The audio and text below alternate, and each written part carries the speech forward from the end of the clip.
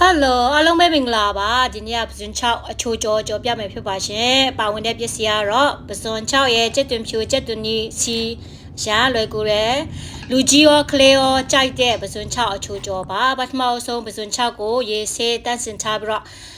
ကျိတ်ဆက်မှာဖြစ်ငရုတ်ဒီလိုမျိုးထောင်းတာဖြစ်ထောင်းထားမယ်ပြီးလို့ရှိရင်ကျက်တွင်ဖြူကြောပြီးတော့ဆေးထုတ်ထားမယ်ကျက်တွင်နီကြောပြီးတော့ဆေးထုတ်ထားမယ်အဲ့ဒါပြီးလို့ရှိရင်ကတော့ထောင်းထားပစွန်6ကိုခုနတော့စီလေးနဲ့မှပြန်ကြော်လိုက်မယ်မွေလိုက်မယ်သူကပစွန်6ကအချို6ဆိုတော့အစားချုံမုတ်တွေမလိုတော့ဘူးဒီတိုင်းပဲကျွေရွလာတဲ့ချီကြော်မယ်မွေမယ်ဘလော်ဒီလော်ဒါပြီးရင်စီရများတယ်ဆိုတော့ပြန်ဆေးထုတ်မယ်အေးခံထားမယ်သူကအေးသွားလို့ရှိရင်ခုနတော့ကကြော်ထားတဲ့ကျက်သွန်ပြူကြော်နဲ့ကျက်သွန်ကြီးကြော်ကိုတစ်ခေါက်ပြန်လုံးလိုက်မယ်အရာလွယ်ကူရနော်ကလေးမိခင်